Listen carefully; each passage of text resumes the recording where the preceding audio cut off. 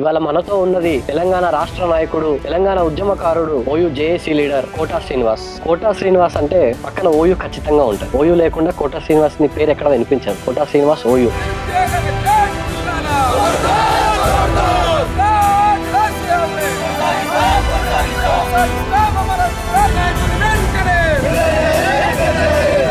ఆంక్షలు విధిస్తూ ఇలా నిన్నటి మొన్నటిదాకా రాయల తెలంగాణ నాటకం ఆడి ఇలా రాయల తెలంగాణ కాదు తెలంగాణ ప్రకటిస్తున్నామని. మీరు ఓయూకి వచ్చిన తర్వాత మీకేమైనా అవమానాలు ఎదురయ్యాయా? నువ్వేం లీడర్ గా పనికొస్తావు? ఉద్యమం అంటే కేవలం ఆస్తులు కూడబెట్టుకోవడానికి కోసమో లేకపోతే కార్లు బంగ్లాలు సంపాదించుకోవడం కోసం కాదు కదా. పోను నన్ను తీసుకెళ్లి ఎన్కౌంటర్ చేయాలని కూడా తెలంగాణకు వ్యతిరేకంగా మాట్లాడితే దేవుని కూడా వదిలిపెట్టాం. రాష్ట్రం విడిపోవాలని కోరుకోవడం మహాపాపం అంటాడు. మాకు జరుగుతున్న అన్యాయాన్ని నువ్వు ప్రశ్నించావా? మాకు అది జరుగుతున్న అన్యాయం సరైనదేనా? అది తెలంగాణకు ఎవరి అడ్డచ్చినా కూడా వదిలిపెట్టాం. కాంగ్రెస్ అధికారంలోకి వస్తే మంగళసూత్రాలు అమ్మేస్తారు. ఎస్సీ వర్గీకరణ మీద మీ అభిప్రాయం ఏంటి? అన్న, మీ మీద ఎన్ని కేసులు ఉన్నాయి? ఎన్నిసార్లు జైలు పోయి వచ్చారు? ఎన్ని నెలలు జైల్లో ఉన్నారు? తెలంగాణ ఉద్యమంలో నా పైన ఏంటి యూఏపీఏ కేసు అంటే ఏంటి? ఇప్పుడు మీ జీవితం ఎలా ఉంది కాంగ్రెస్ పార్టీలోకి వచ్చిన తర్వాత? వారధిగా ఇప్పుడైతే మేమైతే ఒక పాట పాడండి, తెలంగాణ అమర్లం. జోహారులు. థ్యాంక్ యూ అన్న.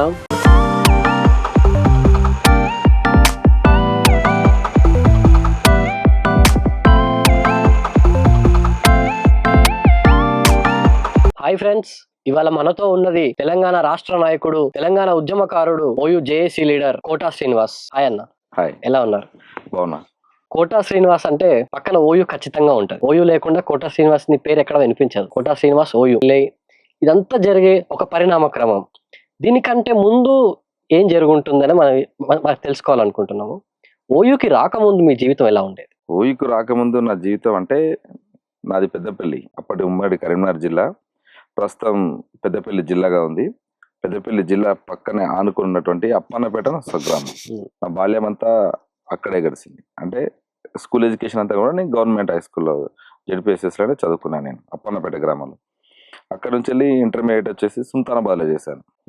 సుల్తానాబాద్లో అప్పుడు అంటే నాకు అక్కడ ఫస్ట్ లిస్ట్లో నాకు సీట్ రావడం జరిగింది ఇంటర్మీడియట్లో. సో అప్పుడు చాలా కాంపిటీషన్ ఉండేది హెచ్ఈసికి సిఈసికి. నేను సిఈసి స్టూడెంట్ని. సో నేను ఖోఖో అప్పటికే నేను రాష్ట్ర స్థాయిలో క్రీడాకారుని కాబట్టి, అంటే అప్పటి వరకు కాబట్టి నాకు స్పోర్ట్స్ కోటాలో ఫస్ట్ లిస్ట్ లో పేరు రావడం జరిగింది. తర్వాత నేను మళ్ళీ ఎడ్యుకేషన్ అంతా కూడా అక్కడ పెద్దపిల్లగా అయిపోయిన తర్వాత అప్పుడు నేను ఉస్మాన్ యూనివర్సిటీకి పీజీ కోసం, అంటే ఉద్యమాలలో పనిచేస్తున్న క్రమంలో తెలంగాణ ఉద్యమంలోకి పూర్తి స్థాయి కార్యకర్తగా ఎంటర్ అయిన తర్వాత 2006లో ఉస్మాన్ యూనివర్సిటీకి రావడం జరిగింది. ఓయికి రాకంటే ముందు కూడా అక్కడ ఉన్నటువంటి స్థానికంగా ఉన్నటువంటి ప్రజా సమస్యలు, అక్కడ ఉన్నటువంటి ప్రజా పోరాటాలలో, అప్పుడు ఉన్నటువంటి మా ప్రాంతంలో నడుస్తున్నటువంటి పోరాటాలలో భాగం కావడం జరిగింది. మీరు ఓయూకి వచ్చిన తర్వాత మీకేమైనా అవమానాలు ఎదురయ్యాయా? నువ్వేం లీడర్ గా పనికొస్తావు అన్నట్టు ఏమైనా ఉన్నాయా సందర్భాలు? అంటే నేను మొదట్లో ఉస్మాన్ యూనివర్సిటీకి 2006లో తెలంగాణ విద్యార్థి సంఘం పుట్టుక తర్వాత అప్పుడు చాలా సార్లు అంటే కరీంనగర్ జిల్లాలో వండుకుంటూ ఇక్కడికి వచ్చి కార్యక్రమాలు చేస్తూ పోయేది. అంటే నేను కరీంనగర్ జిల్లా అధ్యక్షుడిగా కొనసాగిన 2006 నుంచి. సో ఇక్కడికి వచ్చినప్పుడల్లా అది తెలంగాణ వచ్చేది కాదు, పోయేది కాదు, దానికోసం ఎందుకు అట్టిగా మీరు వస్తారు, దెబ్బలు తింటారు, కేసులు అవుతున్నాయి, ఎందుకు తమ్ముళ్ళు మీరు అనే రీతిగా చాలా మంది, కొందరు అప్పుడు ఉన్నటువంటి కొద్ది మంది కామెంట్ చేసేవాళ్ళు. ఇక వాళ్ళందరూ ఆశ్చర్యపడే విధంగానే రాష్ట్రాన్ని పోరాడి సాధించి తీసుకొచ్చినాం. ఇక సరే, వాళ్ళు కాలానుక్రమంగా వాళ్ళు కూడా కొద్ది రోజుల తర్వాత ఉద్యమంలో భాగం కావాల్సింది వాళ్ళు మీ ముఖాలు చూసుకుంటూ కూడా అన్న ఏమంటే కానీ ఆ రోజు అని కూడా నేను పలకరించినటువంటి వాళ్ళ పేర్లు వద్దు కానీ ఇప్పుడు అనవసరం కానీ, అంటే వాళ్ళని మళ్ళీ నేను గుర్తు చేసినటువంటి సందర్భం అన్నట్టుగా ఉద్యమంలో, అన్న అవసరం లేదంటే ఇక అన్న ఉద్యమం ఇప్పుడు చూడన్నా తెలంగాణ రాష్ట్రం వస్తాయని ప్రజలందరూ సంతోషంగా ఉన్నారు, అప్పుడు మీరు ఏమన్నారన్నా అని కూడా గుర్తు చేసిన సందర్భాలని.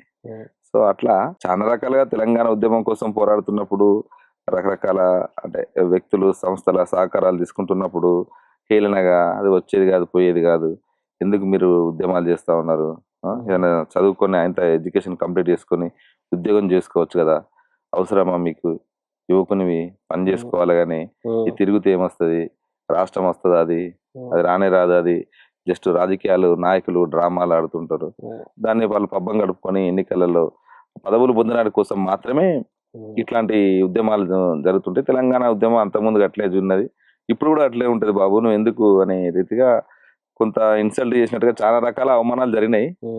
అయినా కూడా మనము ఒక కమిటెడ్ గా రాష్ట్రాన్ని సాధించాలనేటువంటి లక్ష్యం కొద్దీ అంటే మీకు ఎప్పుడైనా అనిపించిందా, నిరాశ కలిగిందా, నిజంగా ఇది వస్తుందా రాదా అనే డౌట్ ఏమైనా మీకు ఉందా? నేనెప్పుడు నిరాశపడలేదు. ఉం. తెలంగాణ ఉద్యమంలో చాలా సార్లు నిర్బంధం వచ్చినా, దెబ్బలు తిన్నా, లాఠీ చార్జ్ అయినా, పోలీసులతోటి దెబ్బలు తిన్నా, పోలీసులు నా కోసం తిరుగుతూ నన్ను అంటే నేను పోలీసులకు దొరకకుండా 2-3 నెలలు నేను రూములలో దాక్కుంటూ, స్నేహితుల రూములలో దాక్కుంటూ ఉన్నా, ఇంటికి పోనీకుండా ఉన్నా కూడా నేను ఎక్కడ కూడా నిరాశపడలేదు. నా కుటుంబం కూడా నాకు అట్నే సహకరించింది. మా అమ్మ నాన్న కానీ, అంటే మా నాన్న ఇప్పుడు లేడు, 2017లో చనిపోయారు.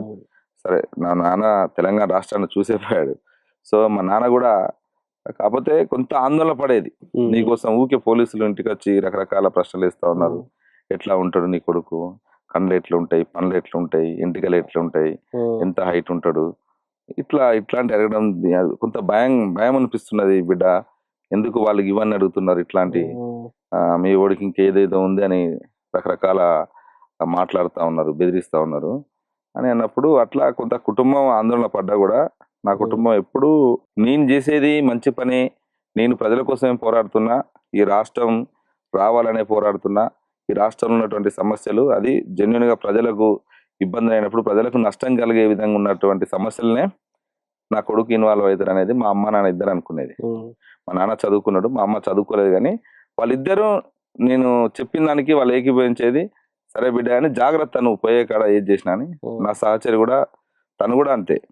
ఎందుకంటే తను ఇలా అంత అవుట్ రైట్ గా నన్ను ప్రజా ఉద్యమంలో తిరగడానికి ఆ స్పేస్ ఇచ్చింది కాబట్టి నేను ఈ రోజు ఈ స్థాయిలో ఒక ఉద్యమకారుడిగా, ఇప్పుడు ప్రస్తుతం కాంగ్రెస్ పార్టీ నాయకుడిగా ఇలా మీ ముందు, ప్రజల ముందు నిలబడి ఉన్నాను. కాబట్టి కుటుంబం అంతా కూడా నాకు వెన్నుదండుగా ఉన్నది. మా సోదరులు, అక్కలు, చెల్లెళ్ళు, మా బావలు కూడా అందరు కూడా నాకు సపోర్ట్గా ఉన్నారు. అంటే నేను చేస్తున్న కార్యక్రమం ఏంది, ఎవరి ప్రయోజనాల కోసం చేస్తున్నాడు, ఉద్యమం అంటే కేవలం ఆస్తులు కూడబెట్టుకోవడానికి కోసమో, లేకపోతే కార్లు, బంగ్లాలు సంపాదించుకోవడం కోసమో కాదు కదా. ప్రజల సమస్యల్లో ఆ సమస్యలో భాగమై ఆ సమస్య పోరాటం, భూ పోరాటాలు చేసినాం మా ప్రాంతంలో, కూనారంలో. సో అక్కడ ఉన్నటువంటి మెజారిటీ ప్రజలకు భూములు కావాలని మనం పోరాటం చేసినాం.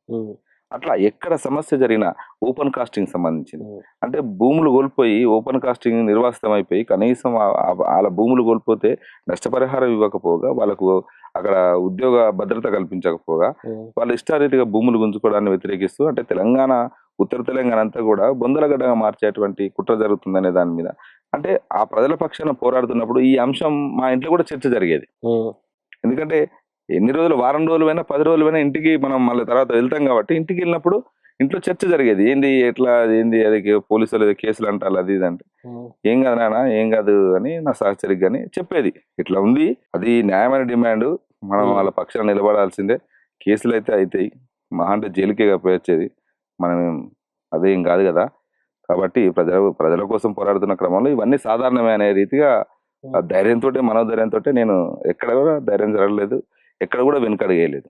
అంటే చాలా సందర్భాల్లో తెలంగాణ ఉద్యమ సందర్భంలో నన్ను తీసుకెళ్లి ఎన్కౌంటర్ చేయాలని కూడా అనుకున్నారు అప్పుడున్నటువంటి పాలకులు ఎన్కౌంటర్ కూడా చేయాలనుకున్నారు. అప్పుడు నన్ను కాపాడుకుంది గద్దరనే. సో తీసుకెళ్లి ముషిరాబాద్ పిఎస్ లో పెట్టినప్పుడు, అప్పుడు అందరికీ తెలుసు, చాలా మంది ప్రజా ఉద్యమకాలందరికీ, ముషిరాబాద్ పిఎస్ లో పెట్టినప్పుడు గద్దరనే వచ్చి కాపాడుకున్నాను. మొత్తం తను ఒక 200 మందితోటి పోలీస్ స్టేషన్ ముందు ధర్నా చేసి నన్ను కాపాడుకోపోయాడు. గద్దరన్న కానీ చాలా మంది పెద్దలు మన ఎన్నుకున్నారు అనేటువంటి ఒక ధైర్యంతో ముందుకెళ్ళాం. ప్రజలందరూ కూడా మన వెనుక ఉన్నారు, మనకు సపోర్ట్ ఉన్నారని ధైర్యం. అంటే మీకు తెలంగాణ ఉద్యమంలోకి రాకముందు ఇంకా వేరే ఉద్యమాల్లో ఎక్కడ పార్టిసిపేట్ చేశారా? అంటే ఉద్యమ జీవితం అనేది ఎక్కడ మొదలై ఉంటుంది? అంటే నేను విద్యార్థి దశ నుంచే కాస్త చురుకుగా ఉండేవాడిని. నేను ఖోఖో జాతీయ క్రీడాకారిని. సో స్పోర్ట్స్ లో ఉండేవాడిని, రాజకీయాల్లో కూడా చురుకుగా అధ్యయనం చేసేవాడిని. సో మా ప్రాంతంలో జరుగుతున్నటువంటి భూస్వామ్య వ్యతిరేక ఉద్యమాలు అవన్నిటి కూడా మాకు ఒక ఇన్స్పైర్గా ఉండేది. అంటే దొరలు వందల ఎకరాల భూములుండి వాళ్ళంతా మొత్తం సాధారణ ప్రజలకు ఎలాంటి భూమి లేకుండా వాళ్ళ మీద ఆధిపత్యాన్ని చెలాయిస్తూ చేస్తున్నటువంటి పాలేర్ల సంఘం అని ఇట్లాంటి జరుగుతున్నటువంటి రైతు కూలి పోరాటాలు, వాటన్నీ జరుగుతుండేది మా ప్రాంతంలో. పెద్దపల్లి ప్రాంతంలో ఒక ఉద్యమ కేంద్రం అది. ఆ ప్రాంతంలో చాలా మంది ప్రజా ఉద్యమకారులు ఇలా జాతీయ స్థాయికి సెంట్రల్ కమిటీలో పనిచేసినటువంటి విప్లవకారులు కూడా ఆ ప్రాంతం నుంచి ఉన్నారు. సో వాళ్ళందరి ప్రభావం మా దశలో అప్పుడు మా మీద ఉండేది. సో వాళ్ళ ప్రభావంతో కాస్త అక్కడ జరుగుతున్నటువంటి సమస్యల మీద మనం చదువుకున్నాం కదా, చదువుకున్న వాళ్ళం మనం మౌనంగా ఉండడం ఏంది, ప్రశ్నించాలి కదా, ఇది తప్పు కదా, తప్పని అక్కడ నిర్మోహమాటంగా చెప్పేవాడిని. ఇప్పటికీ కొద్ది మంది దానివల్ల నీకు నష్టం జరుగుతుంది, ఊరికి అట్లా ఎందుకు మాట్లాడుతావు అనే రీతిగా కూడా మాట్లాడతారు. నష్టం అంటే ఏంది? తప్పు కదా, అది తప్పు అనాలి కదా. కాబట్టి నష్టం జరిగితే ఎవరికి నష్టం జరుగుతుంది? నాకేం నష్టం జరుగుతుంది? నాకేం ప్రయోజనాలు లేవు, ప్రయోజనాలు లేనప్పుడు నాకెందుకు నష్టం జరుగుతుంది అనే రీతిగా నేను మాట్లాడేది. సో అట్లా అక్కడ జరుగుతున్నటువంటి ప్రజా ఉద్యమాలకి వెళ్ళి ఇన్స్పైర్ అయినటువంటి వాడిని. మా ప్రాంతంలో అప్పుడు మేము చదువుతున్నప్పుడు జయశంకర్ సారు, ఆకుల భూమయ్య సారు వీళ్ళు తెలంగాణ జనసభ మీటింగ్ పెట్టారు మా ప్రాంతం పెద్దపల్లిలో. తెలంగాణ జనసభ మీటింగ్ పెట్టినప్పుడు అప్పుడు నేను ఆ మీటింగ్కు నేను వెళ్ళడం జరిగింది విద్యార్థిగా. అంటే మా ఊర్లో ఉన్నటువంటి కొందరు ఆ మీటింగ్కి వెళ్తున్నారు, ఇక్కడ మీటింగ్ జరుగుతుంది తెలంగాణ కోసం, దానికోసం వెళ్దాంరా అంటే, సరే ఇక సైకిల్ మీద నేను వెళ్ళినా కాబట్టి కంపల్సరీ తన సైకిల్ మీద నేను ఇంటికి వెళ్ళాలి కాబట్టి తనతో పాటుగా నేను కూడా ఆ మీటింగ్కి వెళ్ళిన. మీటింగ్కి వెళ్ళిన తర్వాత మీటింగ్ కూర్చున్న తర్వాత అవును కదా, ఇంత అన్యాయం జరుగుతుంది, ఇంత నష్టం జరుగుతుంది, ఈ తెలంగాణ గడ్డ మీద మాట్లాడితే ప్రశ్నిస్తే ఎన్కౌంటర్లు చేస్తా ఉన్నారు, దుర్మార్గం. రోజు పొద్దున్న లేస్తే చూస్తే ఎన్కౌంటర్లే కనిపించేది పేపర్లలో. అంటే మనుషుల్ని చంపడం ఇంత ఈజీగా ఎన్కౌంటర్ అనే దాని మీద, అంటే ఈ తెలంగాణ ఉన్నందుకేనా ఈ పరిస్థితి? కాబట్టి మన రాష్ట్రం మనకు కావాలి, ఆంధ్ర పెత్తందారి పాలన నుంచి మనకు అనేది అప్పుడే మనకు బీజం పడ్డది. సో అక్కడ నుంచి రాష్ట్రం ఉద్యమంలో ఉండాలనేటువంటి లక్ష్యం కొద్దీ మనం తెలంగాణ ఏర్పడాలనే దాంట్లో మన వంతుగా మనం పార్టిసిపేట్ చేయాలనే ఆలోచన వచ్చింది. ఆ ఆలోచనలోకి వెళ్ళి 2006లో అంటే మధ్యలో కూడా నేను తెలంగాణ ఉద్యమంలో పార్టిసిపేట్ చేసిన. 2001లో అప్పుడు ఈ అందరూ తెలంగాణ కావాలని ఊర్లలో రకరకాల కార్యక్రమాలు చేస్తున్నప్పుడు, సరే జనరల్ గా మనం తెలంగాణ కోరుకునే ఆకాంక్ష పరులుగానే ఆ తెలంగాణ ఉద్యమంలో పార్టిసిపేట్ చేసినాం. తర్వాత ఏమైంది, అది రాజకీయంగా వాళ్ళు మలుపు తిప్పినప్పుడు రాజకీయంగా మనం రాజకీయ పార్టీలలో ఉండకూడదని బయటకు వచ్చేసినటువంటి పరిస్థితి, రాజకీయ పార్టీలకు ఉండకుండా. ఆ తర్వాత 2006లో తెలంగాణ కోసమే ఒక విద్యార్థి సంఘం ఏర్పాటు జరుగుతుంది, దాని చర్చలో భాగం కావాలి, అది హైదరాబాద్లో జరుగుతుంది, వెళ్ళాలని మనకు కొద్దిమంది పెద్దలు సూచించడంతో వాళ్ళ సూచన మేరకు హైదరాబాద్ ఉస్మానియా యూనివర్సిటీకి రావడం జరిగింది. ఉస్మానియా యూనివర్సిటీలో తెలంగాణ ఎవరి కోసం, ఎందుకోసం, వస్తే ఎలాంటి తెలంగాణ సాధించాలి అనేటువంటి చర్చ కార్యక్రమంలో అప్పుడున్నటువంటి పెద్దలందరూ, గద్దరన్న కానీ, ప్రొఫెసర్స్, మిగతా వాళ్ళందరూ కూడా, అప్పుడు రాజారాం యాదవ్, బెల్లయ్య నాయక్, వీళ్ళందరూ కూడా చాలా మంది ఆ చర్చలో ఉన్నారు. సో ఆ చర్చలకు వెళ్ళే తెలంగాణ విద్యార్థి సంఘం అనేది పురుడు పోసుకుంది.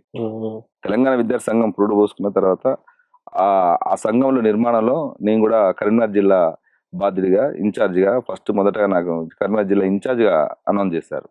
సో జిల్లా ఇన్ఛార్జిగా బాధ్యతలు చేపట్టిన తర్వాత ఆ జిల్లాలో ఒక 2 సభలు నిర్వహించిన తర్వాత అప్పుడు నన్ను పూర్తి స్థాయి జిల్లా అధ్యక్షుడిగా ప్రకటించడం జరిగింది. ఆ తర్వాత నా యాక్టివిటీస్ చాలా స్పీడ్గా, వేగవంతంగా ప్రతి ఏరియాలో, జగిత్యాలలో, గోదావరిఖనిలో, ఉస్మానాబాద్లో, హుజురాబాద్లో, కరీంనగర్లో, పెద్దపల్లిలో తెలంగాణ రాష్ట్రం ఎందుకు కావాలి, తెలంగాణ జరుగుతున్న అన్యాయం ఏంది, తెలంగాణను సాధించుకోవడం ద్వారా ఎలాంటి ప్రయోజనాలు ఉంటాయి, ఆ పెట్టుబడిదారులు, ఆంధ్ర పెత్తందారులు ఏ రకంగా మన మీద ఆధిపత్యాన్ని కొనసాగిస్తూ ఉన్నారు, మన ప్రాంతానికి రావాల్సినటువంటి నిధుల్ని కానీ, నియామకాలని కానీ ఏ రకంగా వాళ్ళు దూసుకుపోతా ఉన్నారు అనే దాన్ని విద్యార్థుల దగ్గరికి వెళ్ళి ఎక్కువగా విద్యార్థులను కలిసేది నేను. ఆ సందర్భంలో గద్దరన్న మాకు ఇచ్చిన డైరెక్షన్ ఒకటే, మీరు ఎక్కువ విద్యార్థుల దగ్గరికి వెళ్ళండి, విద్యార్థులను ఎడ్యుకేట్ చేయండి. విద్యార్థి శక్తి చాలా శక్తివంతమైనది, కాబట్టి దాని ముందు ఎవరు నిలబడలేరు. కాబట్టి విద్యార్థి శక్తిని కూడగట్టడానికి కోసం, విద్యార్థులందరినీ ఐక్యం చేయడానికి కోసం మాత్రమే మీరు ఎక్కువ సమయాన్ని కేటాయించండి. మీరు గ్రౌండ్కి వెళ్ళాలి, ఎక్కువ కాలేజీలకు వెళ్ళాలన్నప్పుడు అప్పుడు జూనియర్ కాలేజీలు, డిగ్రీ కాలేజీలు టార్గెట్ గా, సో ఆ కాలేజీలకు వెళ్ళుకుంటూ వాళ్ళందరినీ ఎడ్యుకేట్ చేస్తూ ఉద్యమంలో భాగం చేసుకునేది. ఆ క్రమంలో చాలా అప్పటికే కొంత తెలంగాణ విద్యార్థి సంఘం అంటేనే మిలిటెంట్ ఆర్గనైజేషన్ గా ఎస్టాబ్లిష్ అయిపోయింది. అంటే సంఘం ఏర్పాటు అయిన తర్వాతనే తెల్లవారే లగడపాటుపై దాడి సోమాజిగూడ ప్రెస్ క్లబ్ లో, ఆ తర్వాత సత్యసాయిబాబా తెలంగాణకు యాంటీగా వ్యతిరేకంగా మాట్లాడితే సత్యసాయిబాబా గుడి మీద దాడి చేసి ఆ ప్రతిమలను తీసుకొచ్చి కాలబెట్టేసి తెలంగాణను అడ్డుకుంటే, తెలంగాణకు వ్యతిరేకంగా మాట్లాడితే దేవుని కూడా వదిలిపెట్టామని ప్రకటిస్తాం. ఆ రోజు అంటే సాధారణంగా ఏమనిపిస్తుంది అంటే, ఆ రోజు సత్యసాయి యూనివర్సిటీలో తను ముఖ్యమంత్రి వెళ్తే సత్యసాయిబాబు మాట్లాడుతూ రాష్ట్రం విడిపోవాలని కోరుకోవడం మహాపాపం అంటాడు. అంటే మాకు అనిపించిన ఆలోచన ఏంటంటే అంటే రాష్ట్రం విడిపోవాలని కోరుకోవడం మహాపాపం. అంటే మా ప్రాంతంలో ఉన్న బాధలు నువ్వు దేవుడివి అయితే మా ప్రాంతంలో ఉన్న బాధలు నీకు తెలియదా? ఉమ్, మాకు జరుగుతున్న అన్యాయాన్ని నువ్వు ప్రశ్నించావా? మాకు అది జరుగుతున్న అన్యాయం సరైనదేనా? అది మాకు నీ ఉద్యోగాల నియామకాలలో, విద్యలో, ఉద్యోగాలలో, అన్నిట్లలో, అన్ని రంగాల్లో అభివృద్ధిలో మాకు నష్టం జరుగుతుంది కదా. ఉమ్, ఆంధ్ర పెత్తందరి పాలన నుంచి వెళ్ళి మరి నష్టం జరుగుతున్నప్పుడు మరి నీకు మా విషయంలో సానుభూతి లేదా? దేవుడి అయితే ఒకవైపే ఉంటావు నువ్వు. కాబట్టి అంటే ప్రజలకు నువ్వు ప్రాంతాలుగా నువ్వు చూసి నువ్వు ఆ ప్రాంత ప్రజల్ని సరైనది అంటున్నావు, మరి మా ప్రాంత ప్రజల్ని వ్యతిరేకిస్తున్నావు. కాబట్టి తెలంగాణ కట్టేసి దేవుని కూడా వదిలిపెట్టాం ఉమ్, అనేటువంటి ప్రకటన చేస్తూ సత్యసాయిబాబా టెంపుల్లోకి ఆ రోజు దాడి చేసి ఆ ప్రతిమలన్నీ తీసుకొచ్చి దగ్ధం చేయడం జరిగింది. ఉమ్, కాబట్టి అట్లా అంతటి అంటే మిలిటెన్స్ గా కార్యక్రమాలు చేసేది. అంటే తెలంగాణకు ఎవరు అడ్డొచ్చినా కూడా వదిలిపెట్టాం. ఉమ్, మా మెసేజ్ అదే. అంటే మేము ఏం చెప్పదలుచుకున్నాం దాంతో అంటే తెలంగాణకు ఎవరు అడ్డొచ్చినా కూడా, దేవుడు అడ్డొచ్చినా కూడా, రాజకీయ నాయకులు కాదు దేవుడు అడ్డొచ్చినా కూడా వదిలిపెట్టాం. అందరినీ ఇక్కడ తేల్చుతామనేది, ప్రజాక్షేత్రంలో తేలుస్తామనేది అని ఆ నినాదం ఇస్తూ అట్లాంటి మిలిటెన్సీ అగ్రెసివ్ గా కార్యక్రమాలు తీసుకున్నాం. ఆ క్రమంలోనే జేఏసీ పుట్టుగా, జేఏసీలో కూడా మా రోల్ చాలా కీలకంగా ఉంటుంది. తెలంగాణ విద్యార్థి సంఘం ఉమ్, అప్పుడున్నటువంటి తెలంగాణ విద్యార్థి సంఘం నేను అంటే మా అప్పుడు అధ్యక్షుడు రాజారాం యాదవ్ ఉండే, నేను రాష్ట్ర ప్రధాన కార్యదర్శి. ఉమ్, ఇక మా సంఘంలో దిలీప్, శ్రీనివాస్ చాలా మంది ఉండేది. చాలా మంది అంటే ఇక్కడ అనిల్ అయితేనేమి, యూనివర్సిటీ కేంద్రంగా మరి అనిల్ కుమార్ వీళ్ళందరూ పనిచేసేది.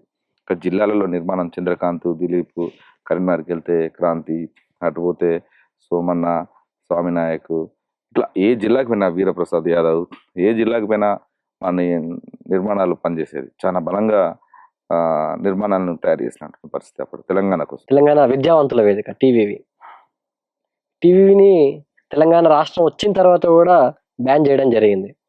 బ్యాన్ చేశారు, మళ్ళీ ఎత్తివేశారు. అట్లా దాదాపు ఒక 16 సంఘాలని Yes. బ్యాన్ చేశారు. దాని మీద మీ అభిప్రాయం ఏంటి? అందులో మా సంఘం కూడా ఒకటి. సో 16 సంఘాలని కేసీఆర్ చాలా దుర్మార్గంగా ఏ తెలంగాణ రాష్ట్రం అయితే కావాలనుకున్నామో, ఏ తెలంగాణ రాష్ట్రం వస్తే ఇక్కడ స్వేచ్ఛ, సమానత్వం, పౌర ప్రజాస్వామిక హక్కులు పరిడవిల్తాయి అనుకున్నామో, దానికి భిన్నంగా ఇక్కడ పాలన కొనసాగింది. అంటే ఆంధ్ర పాలకులు ఏ రకంగానైతే ఈ ప్రాంత ప్రజల్ని అణిచివేసిల్లో, సేమ్ అభివృద్ధి పేరుతో నాటకాలు ఆడుతూ ఉమ్, రాజకీయ ప్రయోజనాలు, ఆర్థిక ప్రయోజనాలను మాత్రమే ఆ కుటుంబం, ఆ పార్టీలో ఉన్నటువంటి నాయకులు పొందుతూ ప్రజల్ని దోచుకుంటూ ప్రజలను పీడనకు గురి చేసేటువంటి పరిస్థితి మళ్ళీ కొట్లాడి సాధించుకున్న తెలంగాణలో ఏర్పడ్డది. దాంతో అంటే ఉద్యమకాలుగా రాష్ట్రం అచ్చుడితోటే మన బాధ్యత అయిపోలేదు.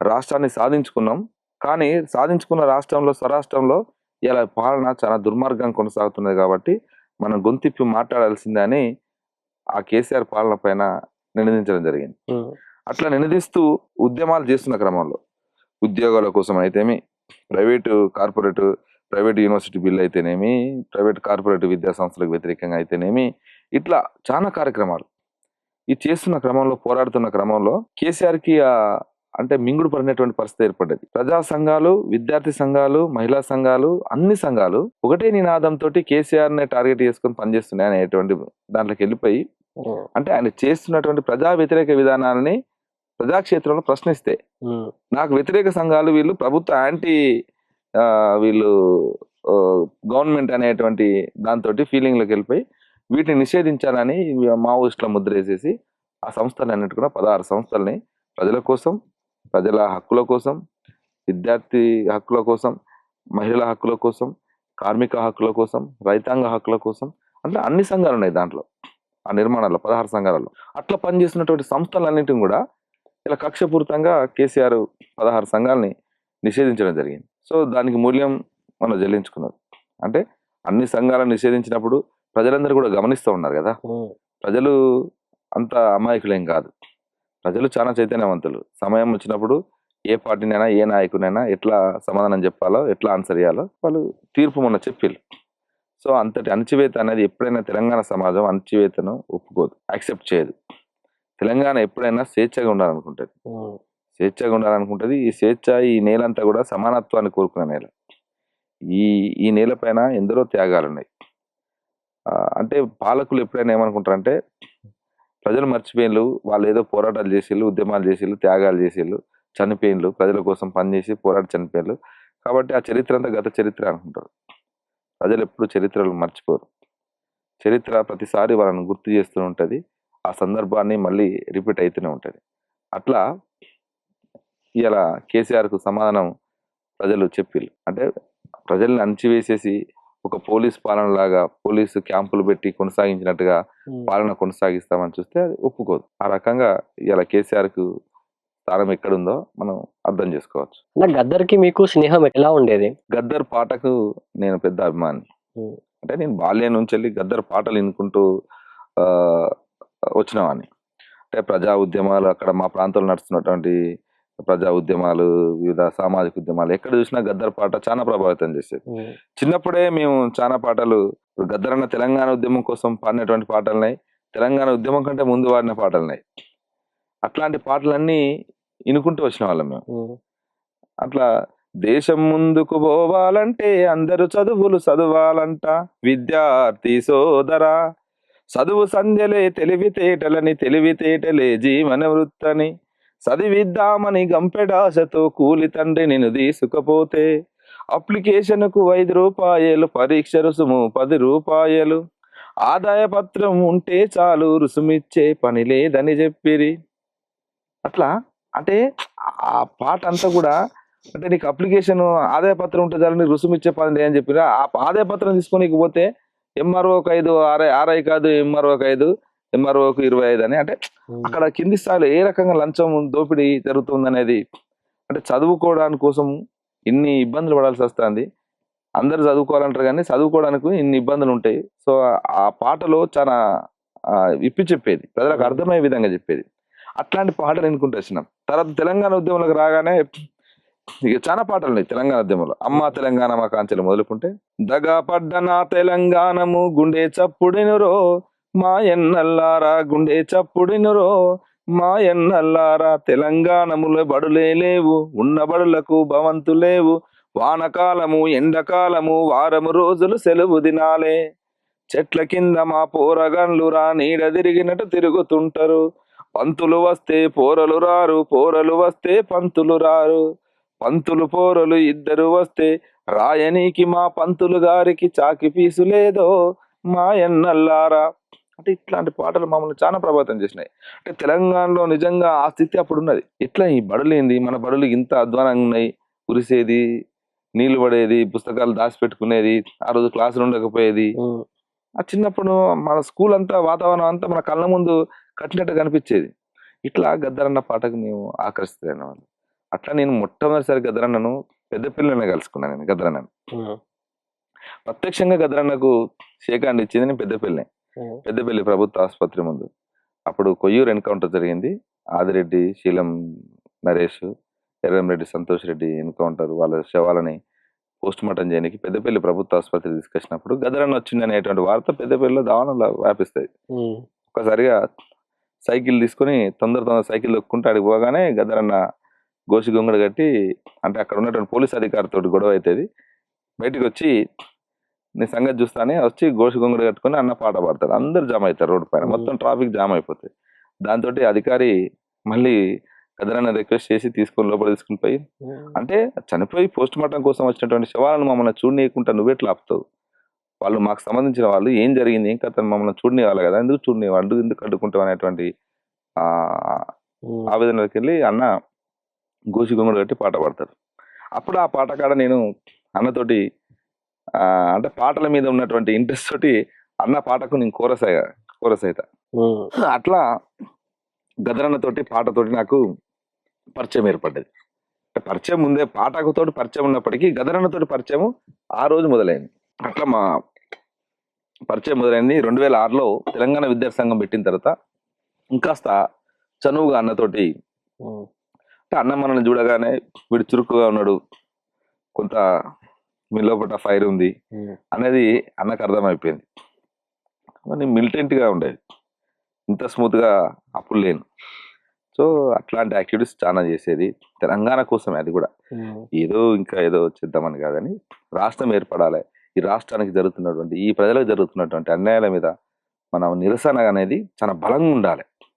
ప్రభుత్వానికి, పాలక వర్గానికి కన్ను విప్పు కలిగే విధంగా మన నిరసన ఉండాలనేటువంటిది నేను తెలంగాణ ఉద్యమంలో చాలా సీరియస్ గా మిలిటెన్స్ గా ఫైట్ చేసిన. దాంతోటే నన్ను తీసేయాలనుకున్నారు. దాన్ని గద్దరన్న కాపాడుకున్నాడు. అందుకని గద్దరన్న అంటే కూడా నాకు చాలా అభిమానం. అట్లా మా ఇద్దరి మధ్యన ఒక బాండ్ ఏర్పడ్డది. ఏడికి పోయినా నన్ను సీనియర్ వాడు సీనియర్ అంటాడు, నన్ను పిలుస్తూనే ఉంటాడు. అంటే నేను వచ్చినా నేను ఉన్నా అంటే నేను ఉండాలి ఎంబడి, అన్న ఎంబడి నేనున్నా అంటే కొన్ని పనులు నడుస్తుంటాయి, ఎవరు ఏంటిది ఏం కథ అని నేను చూసుకుంటూ ఉంటాను. సో అట్లా అన్నతోటి నేను సుదీర్ఘ ప్రయాణం ఒక 20 years జరిగింది. గద్దర్ హంతకుడు అని బండి సంజయ్ అంటున్నారు, దాని మీద మీ అభిప్రాయం ఏంటి? గద్దరన్న ఏడ హంతకుడు, ఎక్కడ చేసిండు, ఎవరిని మర్డర్ చేసిండు, ఇవన్నీ అనాలోచితమైనటువంటి మాటలు. ఒక బాధిత గల కేంద్ర సహాయ మంత్రిగా ఉన్నప్పుడు మాటలు మాట్లాడుతున్నప్పుడు కొంచెం విచక్షణ కోల్పోకుండా మాట్లాడాలి. ఇప్పుడు కేంద్ర సహాయ మంత్రి ఉండడం బండి సంజయ్ని అడుగుతున్నా, మరి నువ్వు చూంచగలుగుతావా? నువ్వే నీ దగ్గరనే ఉంటది కదా ఈ దేశంలో ఉన్నటువంటి నేరాలకు సంబంధించిన, నువ్వు కేంద్ర హోంశాఖ సహాయ మంత్రి కదా, మీ దగ్గర ఉంటది కదా చిట్టా అంతా, మరి తేండి, చూపించండి, ఆధారాలు చూపించండి. నేను అడుగుతున్నా ఇయ్యాల ఒక గద్దరన్న శిష్యుని కానీ నేను అడుగుతున్నా, ఆధారాలు చూపించగలుగుతావు బండి సంజయ్? నువ్వు నేరస్తు అనే ఆధారాలు చాలా చూపించగలుగుతావు. నువ్వు ఎవరిని ఎట్లా రెచ్చగొట్టినావు, ఎవరి మీద ఎట్లా దాడులు చేపించినావు, ఏంది అనేది, నువ్వు ఎట్లా మంత్రి అయినావు అనేది కూడా అన్ని చూపించగలుగుతావు మేము. కాబట్టి మీ పార్టీలనే నేరస్తులు, రేపిస్టులకు, అత్యాచారాలు, హత్యలు చేసినటువంటి వాళ్ళకు టికెట్లు ఇచ్చి సన్మానాలు చేసేటువంటి చరిత్ర మీ భారతీయ జనతా పార్టీది. నువ్వు వచ్చి ఒక ప్రజల కోసం సుదీర్ఘంగా పోరాటాలు, ప్రజా ఉద్యమాలు, అనేక సామాజిక ఉద్యమాలు, అనేక దళిత ఉద్యమాలకు ఇలా వెన్నుదన్నుగా ఉండి తన పాట, మాట, తన రచనలన్నిటి కూడా కొనసాగించి సుదీర్ఘ ప్రయాణం చేసినటువంటి ఒక సాహిత్య కళాకారుని, సాంస్కృతిక కళాకారుని దేశమంతా ఆయన గొప్పగా పొగుడుతూ ఉన్నది. ఈ తెలంగాణ నేలైతే గద్దరన్న అంటే తెలియని వాళ్ళు, చిన్న పిల్లల నుంచి మొదలుపెట్టుకుంటే పండు ముసలి వరకు కూడా గద్దరన్న అంటే తెలియని వాళ్ళు. ఒక పెరికేడ్ అనేటువంటి వరంగల్ జిల్లాలో పెరికేడ్ అనేటువంటి గ్రామం ఉంటుంది. ఆ గ్రామానికి అంబేద్కర్ విగ్రహావిష్కరణ కోసం గద్దరన్నని తీసుకుపోతా నేను. అక్కడ ఉన్నటువంటి విద్యార్థి మిత్రులు, టీవీ విద్యార్థి మిత్రులు, అనిలు, ఇంకా మిగతా సోదరులందరూ కూడా అన్నం తీసుకురావాలని నా మీద ప్రెజర్ చేస్తారు. నువ్వు చెప్తే వస్తాడు, మా ఊరికి నువ్వు తీసుకురావాలంటే నేను అన్నను అడిగి ఫస్ట్ రానంటాడు, నాకు పని ఉన్నది, నాకు ఆరోగ్యం బాగాలేదంటే, తర్వాత సరే నేను అన్న మనం పోవాల్సిందే, వాళ్ళ పిల్లలు వాళ్ళు స్వచ్ఛందంగా అంబేద్కర్ విగ్రహాన్ని పెట్టుకున్నారు, ఎవరి దగ్గర డబ్బులు వసూలు చేసేవాళ్ళు కాదు, నిజాయితీ పరులు వాళ్ళు. గ్రామంలో ఇంటికి 50 రూపాయలు 100 రూపాయలు వసూలు చేసి అంబేద్కర్ విగ్రహాన్ని చౌరస్తాలో పెట్టారు, మనం పోవాలి, ఖచ్చితంగా మీరు వస్తున్నారు అని చెప్పడంతో సరే రా వస్తారా అని చెప్పి తీసుకొని పోయాను. అడిగి పోయిన తర్వాత గద్దరన్న అర్ధగంట సేపే ఉంటా, ఎక్కువసేపు ఉండను, నాకు కొంచెం ఇబ్బందిగా ఉంది, తొందరగా వెళ్ళిపోతా నేను అన్నాడు. సరే అన్నాను. గద్దరన్న అంబేద్కర్ విగ్రహ ఆవిష్కరణ చేసి వేదిక మీదకి వచ్చి తను నేను మాట్లాడి పాట పాడి వెళ్ళిపోతా అంటాడు. తను పాట పాడి వెళ్ళిపోతా అనగానే ముందట ఎదురుగా మొత్తం ప్రజలందరూ, ఆ ఊరి చుట్టుపక్కల గ్రామాల ప్రజలందరూ చేపలు వరుసుకొని కూర్చుంటారు. అందులోకి వెళ్ళి ఓ ముసలమ్మ లేస్తుంది, ఏడికి పోతావు, ఇదే పదం, ఏడికి పోతావు, ఏడుకో పోతా అంటాను, నువ్వు వచ్చినావని మేము ఇలా పొద్దుగాడు సంది చూస్తాను, నువ్వు వస్తావు, ఇప్పుడు ఎప్పుడు వస్తావా అని. అప్పుడెప్పుడు రైతు కూలి సంఘం మీటింగ్ పెడితే వరంగల్కు ఎడ్ల బండి కట్టుకొని సర్ది కట్టుకొని వచ్చినావు నీ పాట వినడానికి, ఇప్పుడు నువ్వు మా ఊరికే వచ్చినావు, ఎట్టెట్లా పోతావు, నీకు బువ్వ పెడతాం, తిను, ఇంత వండు, ఇంత తిను, ఈయనే వండుకో, ఓ పోతా అంటాను, నువ్వు పోయేది లేదు, ఇలా నువ్వు ఊరు దాటనిచ్చేది నిన్న అని ముసలమ్మ అంటది. అనగానే గద్దరన్న మళ్ళీ చిన్న పిల్లాడు అయిపోతారు అప్పుడే, వెంటనే భూమిని ముద్దాడి ఆ ప్రాంతంలో ఉన్నటువంటి వరంగల్ అమరులను స్మరిస్తూ పాట అందుకుంటాడు. అంటే ప్రజలు, అంటే అప్పుడెప్పుడు రైతు కూలి సంఘం మీటింగ్ జరిగినప్పుడు చూసినటువంటి ఆ తల్లి అంత గుర్తుపెట్టుకొని ఎట్టెట్లా పోతావు నువ్వు మా ఊరికి వచ్చి, మా ఇంటికాడ బువ్వ తినిపో అని అంత ఆత్మీయతగా ప్రజలు వాళ్ళ గుండెల్లో పెట్టుకున్నారు గద్దరని. గద్దర్ అంటే ఎక్కలేని ఎనలేనటువంటి అభిమానం తెలంగాణ నేలపైన చాలా మందికి ఉంటుంది. కొద్ది మంది ఇట్లాంటి ప్రజల్ని విద్వేషాలు రెచ్చగొట్టి, అంటే మత విద్వేషాలు, కుల విద్వేషాలు వీళ్ళకు వెన్నుతో పెట్టిన విద్య. ఎందుకంటే దాని నుంచి వీళ్ళకి అధికారం వస్తుంది, దాని నుంచి ఏమొస్తుంది, వీళ్ళకు అధికారం వస్తుంది. కాబట్టి ప్రజల్ని విభజించాలి, డివైడ్ చేయాలి. ఎప్పటికీ విభజించి పాలించనేటువంటి సూత్రం ఒకటి ఉంది, బ్రిటిష్ నుంచి నేర్చుకునేది. వీళ్ళు బ్రిటిష్ వారసులుగా వీళ్ళు. భారతీయ జనతా పార్టీ అంతా బ్రిటిష్ వారసులే. సావర్కర్ బ్రిటిష్ వాళ్ళ బూట్లు నాకినాడు కాబట్టి వీళ్ళు వాళ్ళ వారసులే. కాబట్టి అట్లా వీళ్ళు ప్రజల్ని కూడా విభజించాలి, ఎప్పటికీ ఐక్యంగా కలిసి ఉండనివ్వద్దు అనేది ఏంటంటే కులాల మధ్యన, మతాల మధ్యన విద్వేషాలు, వైరుధ్యాలు పెంచుతూ వాటితోటి రాజకీయ పబ్బం గడుపుకొని పదవులను పొందాలనేటువంటి కాంక్షతోటి వీళ్ళు ఉంటారు. కాబట్టి వీళ్ళు ఇట్లే మాట్లాడతారు. ఇప్పుడు ఈ దేశంలో అతిపెద్ద దేశభక్తుడు సావర్కర్ అని అంటున్నారు కదా. అంటే బ్రిటిష్ వాళ్ళ బూట్లు నాకడమే అతిపెద్ద దేశభక్త. ఈ దేశం కోసం నూనె మిసాల వయసులోనే ఉడుకు నెత్తురు తన ధారాపోస్తూ ఉరికమ్మానికి అనేటువంటి భగత్ సింగ్ ని మీరేనా గౌరవించేలా చెప్పమనండి. భగత్ సింగ్ ఈ దేశభక్తుడు కాదా? ఈ దేశ పౌరుడు కాదా? ఈ దేశం కోసం ప్రాణాలు ఇచ్చినటువంటి వీరుడు కాదా? ఉరిదీశారు కదా. మరి భగత్ సింగ్ ని మీరు గౌరవించేలా? తనను అరెస్ట్ చేసి జైల్లో పెడితే కాంప్రమైజ్ అయ్యి బ్రిటిష్ వాళ్ళతో కాంప్రమైజ్ అయ్యి బ్రిటిష్ వాళ్ళ బూట్లు నాకు వచ్చినటువంటి వాళ్ళని మీరు దేశభక్తుడు ఆయన ఉద్యమకాడని ఆయన స్వాతంత్ర సమరయోధుడని మీరు మాట్లాడతారు. వీళ్ళంతా సావర్కర్ వారసులు, గాడ్సే వారసులు, అంటే గాంధీని చంపినటువంటి వాళ్ళు. కాబట్టి ఇట్లా నేను చెప్తున్నాను కదా, వీళ్ళంతా హంతకుల వారసులు, హంతకులు, కోవట్ల వారసులు, పరాయి దేశానికి మన దేశం ఉన్నటువంటి గుట్టునంతా విప్పి చెప్పేటువంటి కోవట్ల వారసులు వీళ్ళు. అప్పటి నుంచేలే కదా వీళ్ళంతా. సావర్కర్ అదే పని చేసిండు కదా. బ్రిటిష్ వాళ్ళకు ఇక్కడ జరుగుతున్నటువంటి స్వాతంత్ర పోరాటంలో ఎవరెవరు ఏం చేస్తున్నారు, ఎవరి బలం ఏంది, ఎవరి బలహీనత ఏంది అనేది బ్రిటిష్ వాళ్ళకి చెప్పడమే ఆయన డ్యూటీ. అంటే కోవట్ పని చేసిండు. గాంధీని చంపిండు గాడ్సే. స్వాతంత్రం కోసం పోరాడినటువంటి గాంధీని గాడ్సే చంపుతాడు. వీళ్ళు గాడ్సే వారసులు అని చెప్పుకుంటారు, సావర్కర్ వారసులు అని చెప్పుకుంటారు. అందుకనే మా నాయకుడు రాహుల్ గాంధీ గారు చాలా సీరియస్ గా చెప్తా ఉన్నారు కదా. కాబట్టి వీళ్ళందరినీ ప్రజాక్షేత్రంలో ఖచ్చితంగా ఏ రోజు చీకొడతారు ప్రజలందరూ.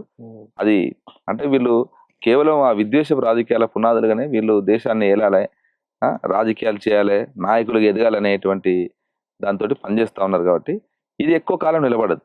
నిజం నిలకడ మీద తెలుస్తుంది. అబద్ధం కొంత తొందరగా ఆకర్షణ చేసినప్పుడు కూడా నిజం నిలకడ మీద ప్రజలకు తెలిసినప్పుడు ఖచ్చితంగా ఆ పార్టీని, ఆ నాయకులందరూ కూడా చీకొడతారు. ఆ రోజులు ముందట్లే ఉన్నాయి, తొందరలోనే ఉన్నాయి. ఎందుకంటే ఇలా దేశంలో జరుగుతుంది అదే కదా. కేవలం దేవుడి పేరు చెప్పి, మతం పేరు చెప్పి అధికారంలోకి వచ్చి ఏం చేసిల్లు మీరు? ఈ దేశానికి ఏం చేసిల్లు? ఇలా కేంద్రంలో బడ్జెట్ ప్రవేశపెట్టిల్లు. బడ్జెట్ లో రాష్ట్రానికి ఏమి ఇచ్చారు? రాష్ట్రానికి ఏమన్నారా ఇవ్వాల్సిన మా రాష్ట్ర ప్రభుత్వం నుంచి పెట్టినటువంటి కనీస ప్రతిపాదన కూడా గౌరవించలేనటువంటి పరిస్థితి. బడ్జెటే కేటాయించలేదు. ఇలా విద్యకు లేదు, ఇలా ఉద్యోగాల నియామకాలు అయితే వాళ్ళు సంవత్సరానికి 2 కోట్ల ఉద్యోగాలు ఇస్తా ఉన్నారు. ఎక్కడన్నా నోటిఫికేషన్లు వాళ్ళ కేంద్ర ప్రభుత్వం ఇచ్చిన నోటిఫికేషన్ ఏమైనా కనబడుతున్నాయా? ఎక్కడన్నా సెంట్రల్ గవర్నమెంట్ లో ఉద్యోగాలు వచ్చినాయని చెప్పుకుంటున్నారా?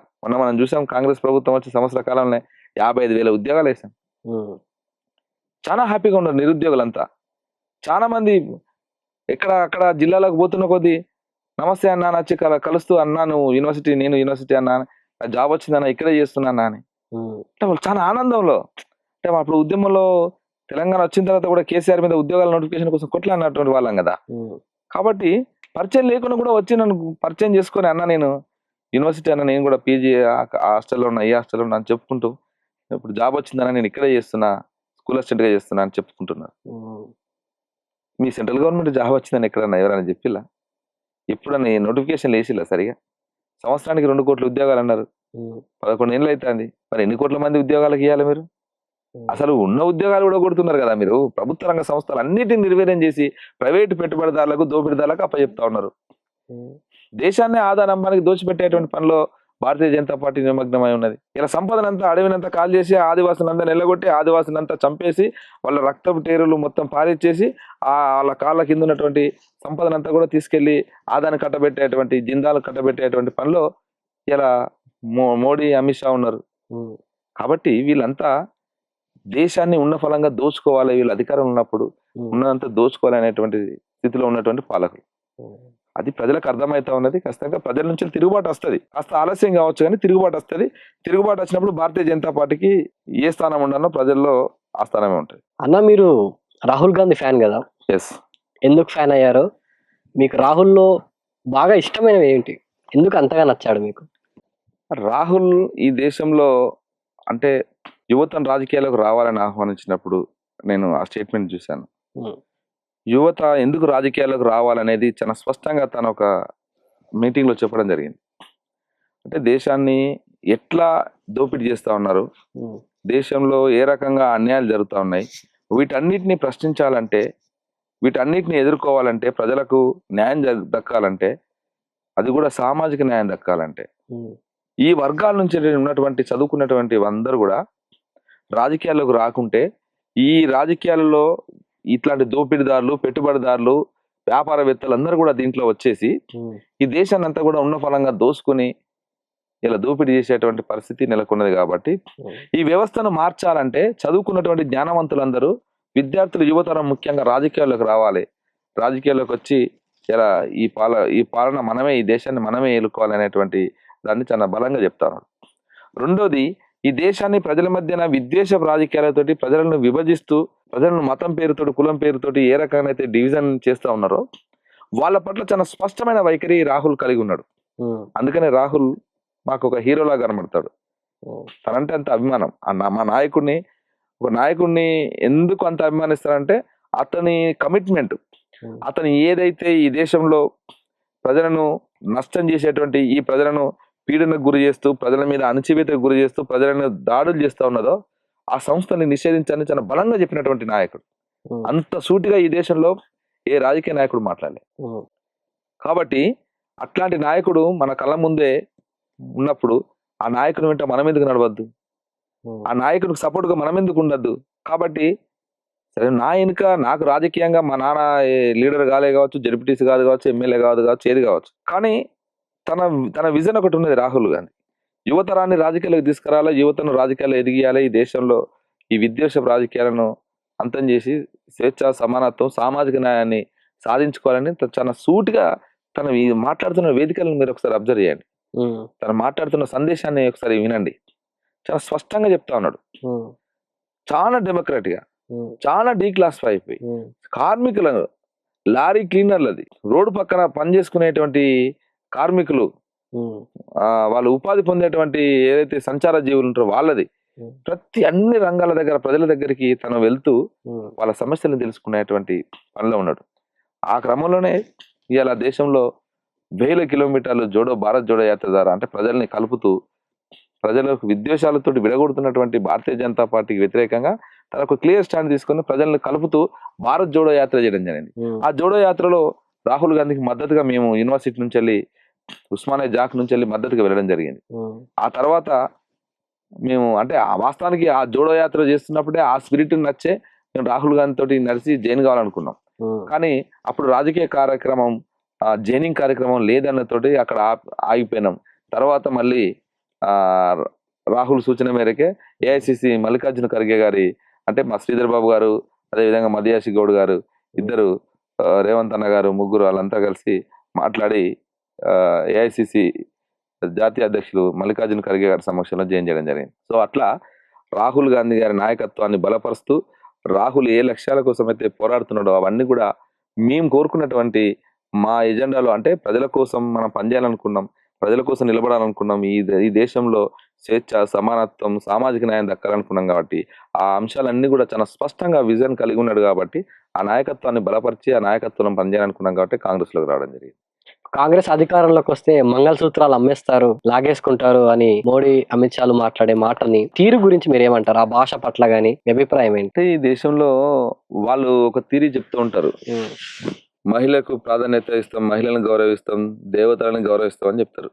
వాళ్ళు ఉంటే దేవతలకు పూజిస్తూ ఉంటారు కదా. అంటే జనరల్ గా సమాజంలో మహిళలకు మంగళసూత్రం అంటే అత్యంత గొప్ప విలువైనది. దాని తర్వాతనే ఏదైనా. తన శరీరం ఉన్నటువంటి మంగళసూత్రాన్ని ఎవరైనా టచ్ చేస్తే ఆ మహిళ ఎంతటి ప్రతిఘటనకైనా దిగుతుంది. సెంటిమెంటల్ గా వాళ్ళకు ఉన్నటువంటి, వాళ్ళకు ఆ గౌరవం ఉంటుంది దానిపైన, ఆ మంగళసూత్రం పైన. సో అట్లాంటి మంగళసూత్రాలు తీసేస్తారు, గుంజుకుంటారు, అమ్ముకుంటారు అని మాట్లాడినటువంటి మోడీ, అమిత్ షాలు, బీజేపీ నాయకులు ఇలా మరి ప్రజలకు, తెలంగాణ ప్రజలకు ఏం చెప్తారు? సంవత్సర కాలం అయింది, ఎక్కడ ఎవరు మంగళసూత్రాలు తీసుకున్నారు? మా మహిళలు తెలంగాణలో వచ్చి చూడండి, ఓ మోడీ, అమిత్ షా తెలంగాణకు వచ్చి చూడండి, మా మహిళలు స్వేచ్ఛగా వాళ్ళు వంటింటి గృహిణిలాగా ఉన్నటువంటి వాళ్ళు ఇలా తెలంగాణలో ఉచిత బస్సు ప్రయాణంతో స్వేచ్ఛగా వాళ్ళ తల్లిగారింటికి వేస్తా ఉన్నారు, వాళ్ళ పనులు చేసుకుంటూ ఉన్నారు, వాళ్ళ ఉద్యోగాల పనుల్లో నిమగ్నం అవుతా ఉన్నారు. వాళ్ళకి ఏ అవసరాలున్నా వాళ్ళే స్వేచ్ఛగా వెళ్ళి ఆ పనులు చేసుకొని మళ్ళీ స్వేచ్ఛగా ఇంటికాడ తిరిగిపోతా ఉన్నారు. ఇలా మా పాలనలో మహిళలందరూ చాలా సంతోషంగా ఉన్నారు. 500 రూపాయల సిలిండర్ కావచ్చు, అదేవిధంగా 300 యూనిట్ల ఉచిత కరెంటు కావచ్చు, సంక్షేమ పథకాలన్నీ కూడా. ఇలా ఆరోగ్యశ్రీ కింద 10 లక్షల రూపాయల వరకు ఉచితంగా, వాళ్ళకు 10 లక్షల వరకు ఆసుపత్రులలో ఎలాంటి అనారోగ్యం పాలైనా కూడా చేయించుకునే విధంగా పెంచడం జరిగింది. 5 లక్షలు ఉన్నదాన్ని 10 లక్షలు పెంచినాం. సో ఇట్లాంటి అనేక రకమైనటువంటి సంక్షేమ పథకాలని ఇలా మహిళలకు అందిస్తా ఉన్నాం, ప్రజలకు అందిస్తా ఉన్నాం, రైతులకు అందిస్తా ఉన్నాం. ఇలా నిరుద్యోగులు చాలా సంతోషంగా అంటే వాళ్ళందరూ ఉద్యోగాలు సాధించి చాలా హ్యాపీగా ఉన్నారు. ఇంకా నిరుద్యోగులు ఉన్నటువంటి మిగిలినటువంటి విద్యార్థులు కూడా వాళ్ళు ఖచ్చితంగా ఒక ధైర్యంతో కొద్దున్నారు. ఎందుకంటే కాంగ్రెస్ ప్రజా ప్రభుత్వం ఏర్పడిన తర్వాత సంవత్సర కాలంలో చాలా స్పష్టంగా ఒక నోటిఫికేషన్ కి మధ్యన గ్యాప్ లేకుండా అన్నిటినీ ఇస్తూ ఒక అంటే పారదర్శకంగా ఆ పరీక్షను నిర్వహించేసి ఇలా ఉద్యోగాలు నియామక పత్రాలు అందించేంత వరకు కూడా పారదర్శకంగా వ్యవహరించింది. కాబట్టి ఇలా విద్యార్థి సమాజం అందరికి కూడా కాంగ్రెస్ ప్రజా ప్రభుత్వం పైన పూర్తి విశ్వాసం పెరిగింది. ఎందుకంటే 10 ఏళ్ల పాలన చూసి ఏ పరీక్ష పత్రం చూసినా చివరాఖరికి ఇంటర్మీడియట్ ఎగ్జామ్స్ కూడా పేపర్ లీక్ అయినటువంటి పరిస్థితి మన తెలంగాణలో ఉన్న పరిస్థితి. అట్లాంటి స్థితి నుంచి వెళ్ళి ఇలా సంవత్సర కాలంలో ఒక పారదర్శకతను పాటిస్తూ ఉద్యోగాలు అందరూ వచ్చి నియామక పత్రాలు తీసుకుంటూ పిల్లలంతా హ్యాపీగా ఉద్యోగ బాధ్యతలలో వాళ్ళు నియామక పత్రాలు తీసుకొని పోయి జాయినింగ్ రిపోర్ట్లు ఇస్తుంటే ఎంత హ్యాపీగా ఉంటుంది వాళ్ళకు. సో మిగతా వాళ్ళ చుట్టూ ఉన్నటువంటి సమాజానికి విద్యార్థులు కూడా విశ్వాసం నమ్మకం పెరిగింది. కష్టంగా నోటిఫికేషన్ ఇస్తూనే ఉన్నది. ఇప్పటికి ఇచ్చింది చాలా మళ్ళీ. సో ఇంకా వచ్చే నోటిఫికేషన్ కూడా ఉంది. ఇంకా టీచర్ ఉద్యోగాలు ఖాళీ ఉన్నటువంటి వాటి అన్నిటి కూడా పరిశీలన జరుగుతూ ఉన్నది. ఇంకా మిగతా రంగాలలో మిగతా డిపార్ట్మెంట్లలో ఉన్నటువంటి ఖాళీలను కూడా వాటి అన్నిటి కూడా తీస్తూ ఉన్నారు. సో ఎలక్షన్ నోటిఫికేషన్ ఇప్పుడు ఒకటి ఉంది కాబట్టి దాని ఎలక్షన్ కోడ్ ఉంది కాబట్టి ఇంకా మిగతా వచ్చే నోటిఫికేషన్లు అయిపోయినాయి. కానీ ఈ ఎలక్షన్ కోడ్ అయిపోగానే ఖచ్చితంగా ఆ నోటిఫికేషన్లు కూడా వస్తాయి. సో కాంగ్రెస్ ఎప్పుడైనా ప్రజా సంక్షేమము అభివృద్ధి మీదనే ఫోకస్ చేస్తుంది.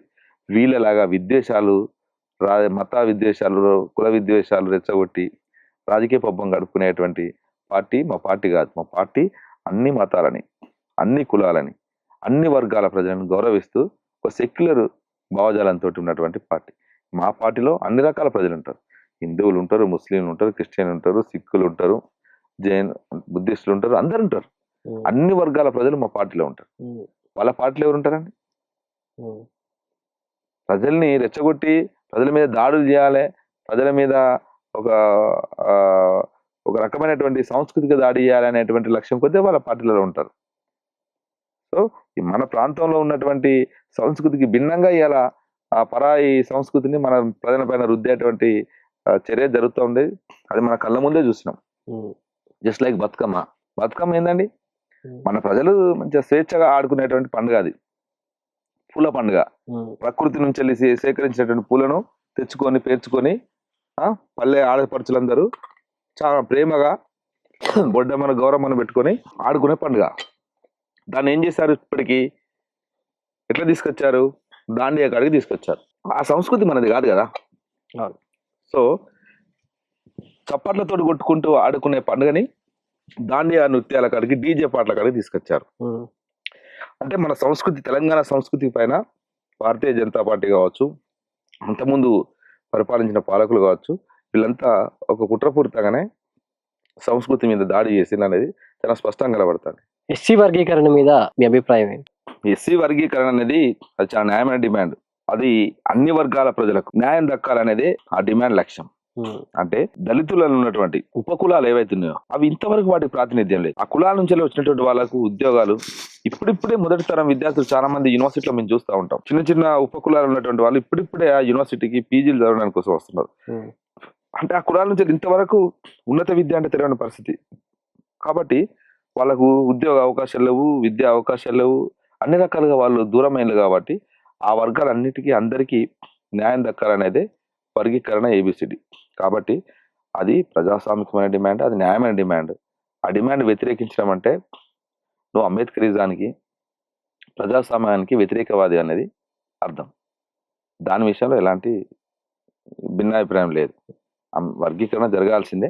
కాకపోతే ఆ జరిగే పద్ధతి ఏ రకంగా జరగాలనేది ఇక్కడ ఉన్నటువంటి సమస్య తెలంగాణలో ప్రధానంగా.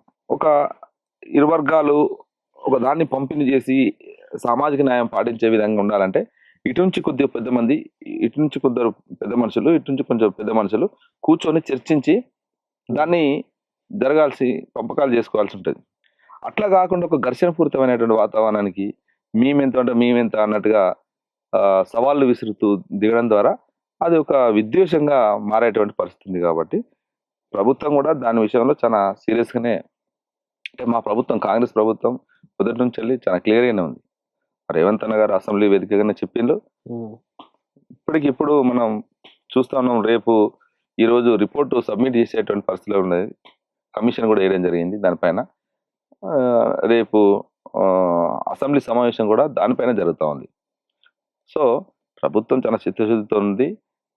రాష్ట్రాలు చేసుకోవాలనేటువంటిది ఏదైతే సుప్రీంకోర్టు చెప్పిందో ఆ సుప్రీంకోర్టు తీర్పును గౌరవిస్తూనే మా ప్రజాప్రభుత్వం ముందుకు పోతా ఉన్నది. కాకపోతే ఏంటంటే మా రాష్ట్రంలో ప్రభుత్వాన్ని ఇబ్బంది పెట్టేటువంటి కార్యాచరణ దిగడం అనేది ఇక్కడ బాధాకరం. అంటే ప్రభుత్వం ఇంత అనుకూలంగా ఉండి స్వయంగా ముఖ్యమంత్రి దాన్ని స్వాగతిస్తూ అసెంబ్లీలో ప్రకటన చేస్తూ దాని మీద కమిటీ చేసిన తర్వాత కూడా ఇక్కడే ప్రభుత్వాన్ని అస్థిరపరిచేటువంటి కుట్ర ఇలా కేంద్రం బీజేపీ ఏదో కుట్ర పడుతుంది అనేది కొంత మాకు అనిపిస్తా ఉంది. సో దాని పట్ల మేమైతే అప్రమత్తంగానే ఉంటాం ఖచ్చితంగా. ఆ రకంగానే చేయాలని చూస్తే మాత్రం ఇలా తెలంగాణలో చాలా మంది దళితులు కేవలం బీజేపీ ఏదో కోర్టులో తీర్పు ఇచ్చినంత మాత్రాన చాలా మంది ఏం చెప్పుకుంటున్నారంటే బీజేపీ ఇప్పించింది అంటున్నారు. చాలా తప్పు అది. బీజేపీ కోర్టులో తీర్పు ఇప్పించడం ఏంది? అంటే బీజేపీ మోడీ అమిత్ షాలు కోర్టును ప్రభావితం చేసి సుప్రీంకోర్టు జడ్జిలను ప్రభావితం చేసి తీర్పు ఇప్పించారా? అట్లా చెప్పచ్చా? సో కొద్దిమంది అక్కడక్కడ మాట్లాడుతూ ఉన్నారు. బీజేపీని ఓన్ చేసుకుంటూ బీజేపీకి క్లెయిమ్ చేస్తూ మాట్లాడుతూ ఉన్నారు. ఈ బీజేపీ అంత ఇంట్రెస్ట్ పెట్టింది కాబట్టి ఆ తీర్పు వచ్చింది అంటున్నారు. ఎట్లా వస్తుంది? ఎట్లా? ఆ డిమాండ్ లో న్యాయం ఉంది కాబట్టి, అది ఒక ప్రజాస్వామికమైన డిమాండ్ కాబట్టి ఆ స్థానంలో ఎవరున్నా ఏ జడ్జిలున్నా ఖచ్చితంగా న్యాయబద్ధంగా వాళ్ళ వాటా వాళ్ళకి దక్కాలని మాట్లాడతారు. సో ఇన్ని రోజులు వాళ్ళ వాటాను కోల్పోతున్నారు కాబట్టి వాళ్ళ వాటా వాళ్ళకి ఇవ్వండి, ఎవరి వాటా వాళ్ళు తీసుకోండి, జనాభా తమాషా ప్రకారం మీరెంతో మీ వాటా అంతా ఉండాలనేది వాళ్ళు చెప్తున్నది. జడ్జిలు కూడా అదే చెప్పిళ్ళు. దానికి మోడీ చాలా ఇంట్రెస్ట్ పెట్టి మోడీ చొరవతోటే ఆ ప్రకటన వచ్చిందని చెప్పడం ఏదైతుందో మూర్ఖం అది. దానివల్ల ఏమవుతుంది? సుప్రీంకోర్టు ఉన్నటువంటి అది పడిపోతుంది. ఎందుకంటే అంటే కోర్టు కూడా ప్రభావితానికి లోనైంది అనేది మీరు ఇచ్చే మెసేజా? చాలా మంది కొద్దిమంది మీడియా ముందు చర్చా వేదికల్లో అక్కడక్కడ మాట్లాడుతూ ఉన్నారు. అట్లాంటి తప్పుడు మాటలు మాట్లాడద్దు. అది న్యాయమైన డిమాండ్ కాబట్టి సుప్రీంకోర్టు కూడా ఇలా 7 సభ్యులతో కూడినటువంటి బెంచ్ ఇలా తీర్పు వచ్చింది. అది ఎక్కడికి పోయినా కూడా, రేపు ఇంటర్నేషనల్ కోర్టుకు పోయినా కూడా అది న్యాయమైన డిమాండ్ కాబట్టి తీర్పు అనుకూలంగానే ఉంటుంది. వర్గీకరణ చేయాలనే వస్తుంది. కాబట్టి దాంట్లో అంటే ఈ రాష్ట్రంలో మన రాష్ట్రంలో ఉన్నటువంటి కాంగ్రెస్ పార్టీని అస్థిరపరిచేటువంటి ఎత్తుగడలు కూడా జరుగుతూ ఉన్నాయి. అట్లాంటి వాటిలో ఇక్కడ ఉన్నటువంటి మాదిగ సోదరులు చాలా మంది కాంగ్రెస్ పార్టీలో కీలకమైనటువంటి పదవులలో ఉన్నారు. ఇలా మా సంపద అయితేనేమే, దామోదర్ అనేసి మన మంత్రిగా ఉన్నారు. చాలా మంది కీలకంగా కాంగ్రెస్ పార్టీలో పెద్ద గొప్ప పొజిషన్ లో ఉన్నటువంటి వాళ్ళు ఉన్నారు. సో కాబట్టి ఎట్టి పరిస్థితిలో అట్లా జరిగితే ఉపేక్షించలేదు. అన్న మీ మీద ఎన్ని కేసులు ఉన్నాయి? ఎన్నిసార్లు జైలు పోయి వచ్చారు? ఎన్ని నెలలు జైల్లో ఉన్నారు? అంటే నేను తెలంగాణ ఉద్యమంలో నా పైన 136 కేసులు. 136 136 కేసెస్. తెలంగాణ ఉద్యమంలో నేను 4 సార్లు జైలుకి పోయాను. ఒక్కసారి జైలు రాకపోయి బయటకు వచ్చాను. అంటే బెయిల్ అక్కడ పోయేసరికి నా వెనకాల మన వాళ్ళు తీసుకొని వచ్చారు కాబట్టి బయటకు ఆనచెల్ల వచ్చేసాను వెనుక. సో అట్లా 5 సార్లు జైలు, అంటే 4 సార్లు జైలు జీతం. తెలంగాణ సాధించుకున్న తర్వాత 2 సార్లు జైలుకి వెళ్ళాను. తెలంగాణ వచ్చిన తర్వాత ఎందుకు వెళ్ళాల్సి వచ్చింది?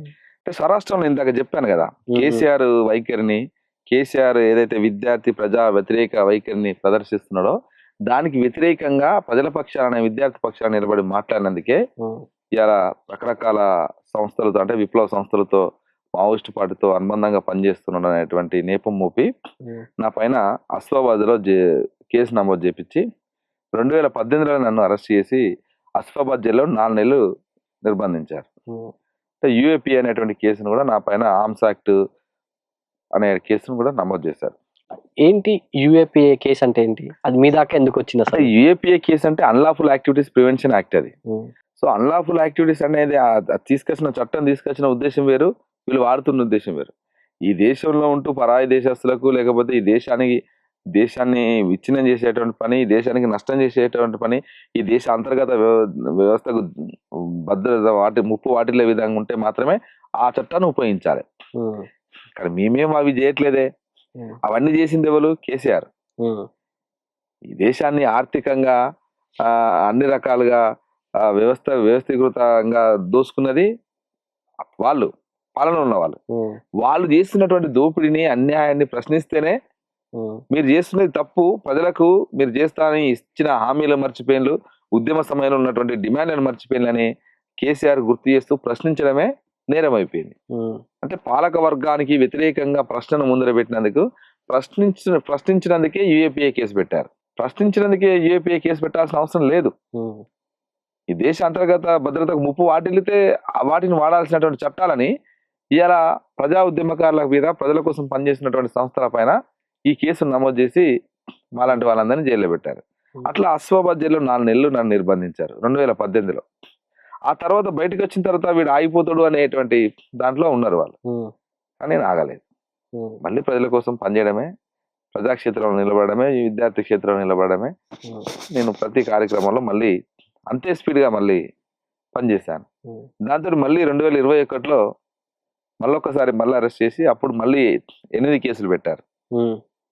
8 యూఏపీఏ కేసులు, 9 యూఏపీఏ కేసులు. ఈ రాష్ట్రంలో అత్యధిక యూఏపీఏ కేసులు ఉన్నటువంటి ఉస్మానియా విద్యార్థి నాయకులలో నేను ఉంటాను మొదటగా. నా తర్వాత సోదరుడు బద్రి కూడా ఉంటాడు. అంటే ఉస్మానియా యూనివర్సిటీ ఉద్యమ కేంద్రంగా పనిచేసినటువంటి సోదరులలో నేను, నా తర్వాత బద్రి కూడా ఉంటాను. నా మీద అధికంగా ఒక 2 కేసులు ఎక్కువ ఉంటాయి. 9 కేసులు యూఏపీఏ కేసులు ఉంటాయి నా మీద. మళ్ళీ 7 నెలలు చెల్లపల్లి జైల్లో పెట్టారు. అంటే ఈ రకంగా ప్రశ్నించినందుకు, పాలక వర్గాలు చేసినటువంటి తప్పిదాలను, వాళ్ళు చేస్తున్న దుర్మార్గాలని, అన్యాయాలని ప్రశ్నించినందుకే యూఏపీఏ కేసులు పెట్టి మమ్మల్ని నెలల తరబడి జైలు నిర్బంధించినటువంటి దుర్మార్గ పాలన. కేసులన్నీ కొట్టేశారా? ఇంకేమైనా కేసులు మిగిలి ఉన్నాయి? లేదు. కేసీఆర్ ఉద్యమ సమయంలో ఉన్నటువంటి కేసుల్ని నా పైన 4 కేసులు తిరగదోడాడు. 4 కేసులు తిరగదోడాడు. దాంట్లో కరీంనగర్ అప్పుడు ఒక పార్టీ, జిల్లా పార్టీ కార్యాలయం తగలబెట్టిన కేసు, అదేవిధంగా యూనివర్సిటీలో ఒక కేసు, ఇంకోటి పోస్టర్లు వేశారని అదొక కేసు. సో ఇట్లాంటి ఒక 4 కేసుల్ని, నాన్ బెయిలబుల్ కేసులు, పెద్ద కేసులు ఏవైతే ఉన్నాయో వాటన్నిటి కూడా తిరగదోడారు. సో ఆ కేసుల్ని మాత్రమే రీసెంట్లీ ఒక 3 కేసులు కొట్టివేయడం జరిగింది. ఇంకో కేసు వాయిదాకి వెళ్తూనే ఉన్నాను, నాంపల్లి కోర్టుకు నేను రెగ్యులర్ వాయిదాకి పోతూనే ఉన్నాను.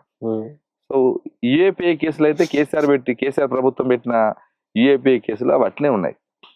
వీటికి ఇంకా కోర్టుల చుట్టూ తిరుగుతూనే ఉన్నాను. అవి మొత్తం 9 కేసులు ఉన్నాయి. 9 కేసులు డిఫరెంట్ ప్లేసెస్.